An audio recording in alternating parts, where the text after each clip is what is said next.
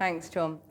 Now, the White House has said it's deeply disappointed and concerned at today's conviction of a Russian opposition leader, calling it the latest example of a disturbing trend aimed at suppressing dissent. Alexei Navalny's had to abandon plans to stand for election as mayor of Moscow after he was handed a 5-year jail sentence. Our Foreign Affairs correspondent Jonathan Rugman has the story. 12 hours by train northeast of Moscow, Alexei Navalny and his wife Yulia are on their way to face a rough kind of justice. It was here in the small town of Kirov that Russia's most outspoken campaigner against corruption was himself accused of embezzling almost $500,000. The case had already been thrown out once, but last year prosecutors targeted Navalny again in what the American ambassador today called an apparently politically motivated trial, though the judge denied that.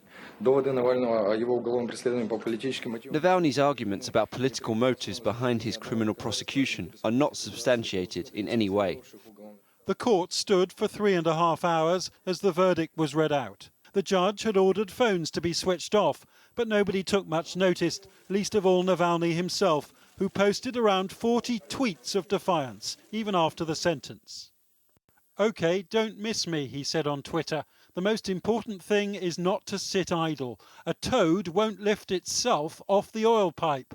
And this was his last message, a picture addressed to Vladimir Putin himself. "May God have mercy on you," it said, calling for further protests. The sentence was 5 years in jail for stealing from a state-controlled timber company. Navalny handed his wife his phone and his watch, and he was led away in handcuffs. His lawyer had not been allowed to cross-examine the main prosecution witness, nor call 13 witnesses in defence. And even those who expected rough justice were reduced to tears. As much as it was possible to be ready for this, Alexei was ready. I and all his family support him, and we will in future. If anybody hopes Alexei's investigation will stop, well, this isn't true. It was in 2011, amid the first large anti-Putin protests, that Alexei Navalny shot to prominence as Russia's unofficial opposition leader.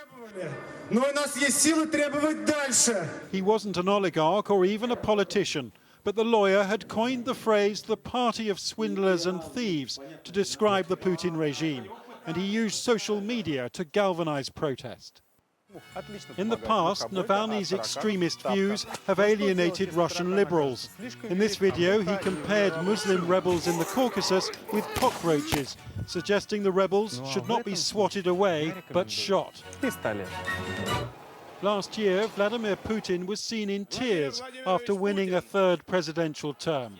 And though the president is still popular, even some allies admit that Putin's Kremlin was probably instrumental in today's verdict.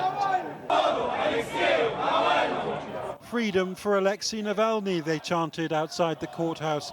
"Putin is a thief." Only last week, Navalny had registered to run for Moscow mayor in September. But a convicted criminal in a police van cannot stand for public office. This evening, a few thousand gathered near the Kremlin walls in support of Navalny, now a political martyr to the opposition cause. Several were bundled away in police vans.